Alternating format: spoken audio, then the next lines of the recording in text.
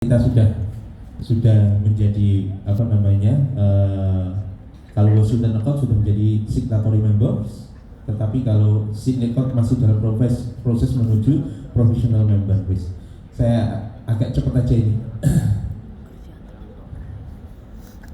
Nah ini, jadi sign account ini dalam proses.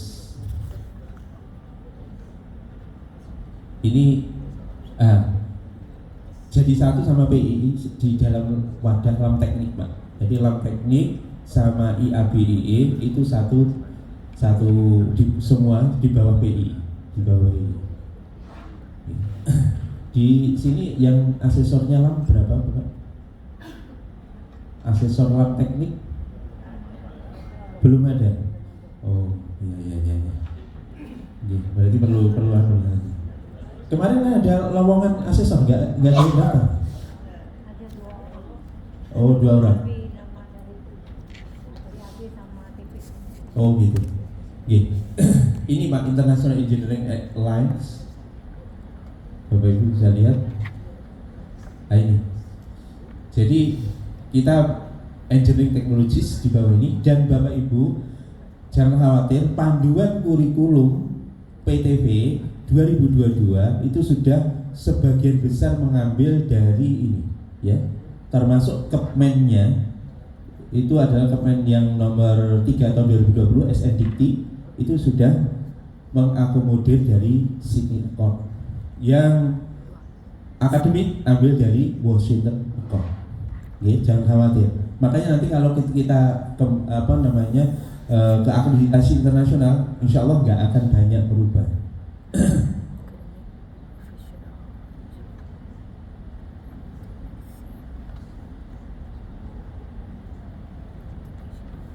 Ya, syaratnya ini, Mbak, yaitu nanti outcome based education. Nanti ini yang menjadi syarat entry level untuk akreditasi internasional. Apa outcome based education nanti kita akan bahas, ya. Ini secara nah ini bedanya OBE sama konvensional. Kurikulum dirancang kebutuhan peserta didik, ini kita sudah outcome based education karena apa? Demand driven, ya. Dari industri minta apa kita buat, termasuk hari ini kita lokakarya, industri minta ini, maka itu sudah mengakomodir OBE, ya. Kalau konvensional enggak, perencanaan ini berfokus pada CPL, ini yang kita belum. Kalau ini berfokus pada nilai, jadi A, B, C, D, anak IPK-nya berapa, anak IPK-nya tinggi sudah, itu cum laude begitu. Padahal apakah mesti kalau IPK-nya tinggi itu capaian pembelajarannya terpenuhi? Belum tentu. Mungkin ada satu kelemahan di satu CPL atau di satu sub CPL-nya atau di CPMK-nya dia lemah, kita tidak tahu. Pokoknya ya soal nomor sekian, akhirnya kan dijumlah kan, ini sekian persen langsung keluar angkanya begitu. Kalau menilai kan begitu. Kalau akreditasi internasional nanti enggak, penilaian itu per capaian pembelajaran, dan itu harus dianalisis. Setiap anak harus dianalisis, keluar raportnya anak-anak. Kamu yang lemah adalah CPL nomor sekian di mata kuliah ini, sub CPL nomor sekian. Per anak-anak keluar raportnya. Itu kalau akreditasi internasional. Kira-kira Pak, nyun sewu, kalau kita garap secara manual, dosennya kira-kira gimana kira-kira? Ya? Oh mudah, nak corong Jawa katanya mutah ngising, Bang. Nggak tahu Pak ya. Apa? Ya itu minta maaf, gak sido kumpul bojo jadi ini ngurus sama.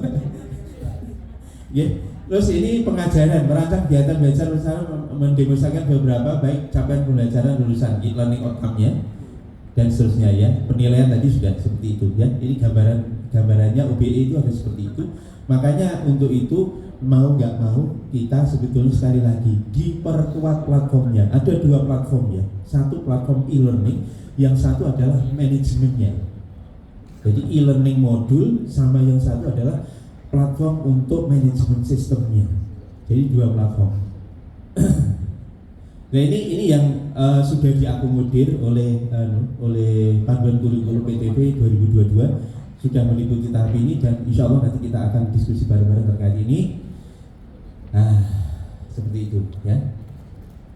Nah, ini sudah persis seperti ini. Ini sudah OBE. Jadi based on BE panduan kurikulum PTP 2022. Maka jangan khawatir. Kemudian persyaratan akreditasi internasional ini nanti kita akan bahas ya. Program ini ada PEO ya, program education objektif. Ini adalah kita harus menyusun ini. Inilah kalau akreditasi internasional itu harus merumuskan PPM ya, profil profesional mandiri atau autonomous professional profile. Kalau di kurikulum PTP 2022 itu kita harus menyusun profil lulusan. Profil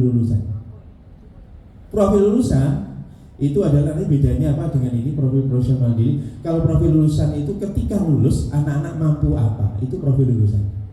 Tapi kalau profil profesional mandiri setelah 3 tahun, 4 tahun, 5 tahun anak-anak mampu apa, itu didesain dari saat itu, saat kita menyusun kurikulum itu. Nanti anak-anak kalau lulus 5 tahun ke depan sudah jadi apa, itu disusun, didesain dari sini. Itu kalau akreditasi internasional begitu, maka harus menyusun namanya profil profesional mandiri atau dalam istilah lain program educational objektif. Itu ini rumusannya EBET.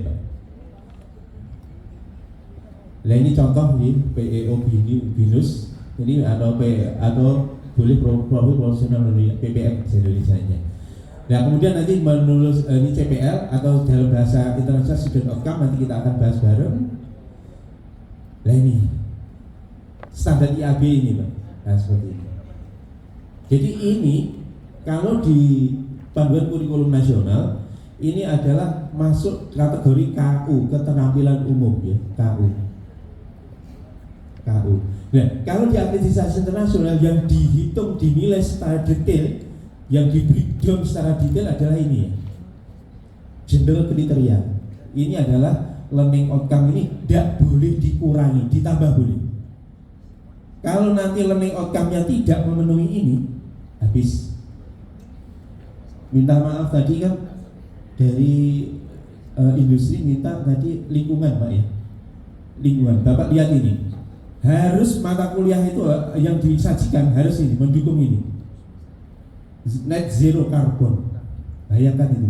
Environmental consideration. Wes Pak di sini. Jadi sudah masuk ini. Kemudian IT juga ada di sini, Bapak bisa lihat.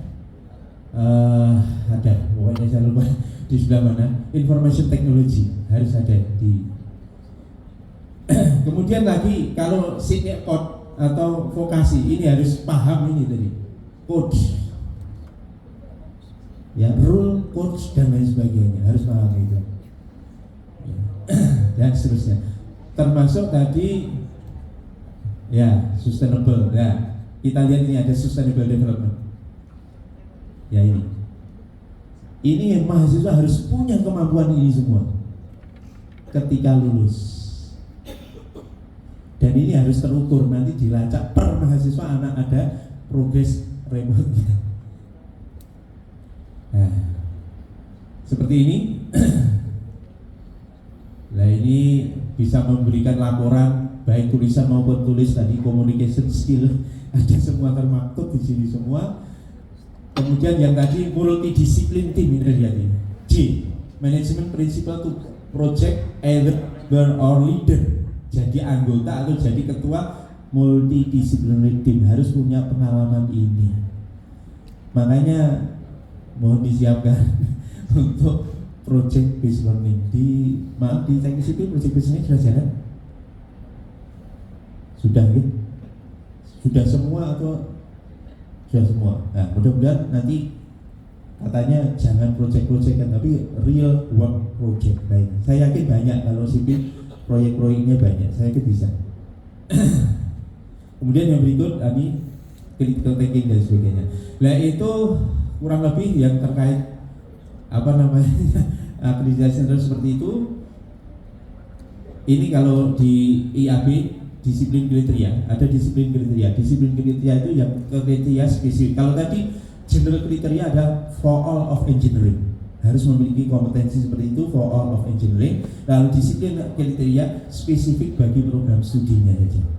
Nah, ya ini kalau di IAB, standar IAB ini disiplin kriteria belum lengkap, silahkan ambil dari EBET karena IAB banyak mengadopsi dari standarnya EBET. Yang ini tadi kurikulum mengacu ini SNDT 3 nomor 2020, kemudian 57 2021. Demikian juga ini, jangan lupa Permendikti 53 2023. Ini yang menjadi acuan untuk mapping kurikulum. Kemudian bagus kalau kita akomodir ini IAB. Kemudian efisiensi matkulnya, matkul diefisiensikan tadi, termasuk metode pembelajarannya di e-learning dikombinasikan dengan ini Integrated Multidisciplinary Project Questioning atau World Integrated Learning Wheel. Ini rekomendasinya seperti itu. Kemudian minimum sediakan 12 SKS untuk free form ini MBKM. Kalau sudah diefisienkan di zip, mau wis tak tantang gaya apa wae. Dan ini nanti bagus Pak. Artinya ketika nanti misalkan pemerintah tahun depan presiden ini, yang jelas insya Allah pasti ganti, pasti ganti. Mudah-mudahan yang di depan ini jadi presiden. Wah ini nggak boleh ngomong. Amin. Ya kita sudah jauh ini kok. Ya, kalau ganti misalkan pijakan MBKM itu buyar tahun depan, nggak ada masalah. Nanti kita beri slot itu adalah untuk mata kuliah yang advance, atau langsung kita gunakan untuk magang mereka. Bahkan kalau perlu magang di perusahaan-perusahaan yang world class, ya, magang perusahaan yang kelas dunia, nggak ada masalah. Makanya ini termasuk kenapa saya nggak berani nge-zip sampai 40 Pak. Karena ya itu jaga nih loh, nanti Merdeka Belajar terus nggak orang. Oh, keliru lagi bahasa Jawa. Ampun. Konfigurasi ini sehingga nanti mendukung program-program pemerintah yang lain. Dikonfigurasi sedemikian rupa. Tolong ini sekarang silahkan dikonfigurasi ini PMM. PMM itu kan salah satunya ada 2 program kan. Full 100% ambil di kampus yang lain. Makanya nanti berikan ruang 1 semester. Kurikulum kita, mata kuliahnya dibuat persis dengan perguruan tinggi lain. Entah jenjangnya 7 yang dibidik mana, yang ada prodi yang sama. Sehingga nanti ketika magang kita tinggal melempar ke prodi-prodi itu. Namanya sudah, mata kuliah namanya juga sama, kemudian konfigurasinya juga sama, kalau perlu duduk di semester yang sama. Sehingga nanti ketika ada program PMM kita lempar. Kalau program itu berhenti juga nggak ada masalah, nggak ada masalah. Demikian juga ini ISMAFO, ini juga sama kalau di dalam negeri, PMM di luar negeri ISMAFO. Atau tadi 50%, kalau nggak bisa 100%, 50% sama di perguruan tinggi yang lain. Nanti pastikan kalau yang tidak sama, yang 50% SKS yang lain, misalkan 20 SKS, 10 SKS ambil di prodi yang lain, yang 10 SKS ambil di prodi kita, usahakan yang bisa diakses, self akses pakai e-learning. Sehingga walaupun kuliah dari manapun, dikirim kemanapun, ke Australia, kemana-mana, tidak ada masalah. Karena mereka bisa akses e-learning. Oke. Maaf, izin Pak. Terima kasih. Oke. Terima kasih sudah mau. Saya juga tahu nih. Jadi mungkin intro dari kami, ini baru intro.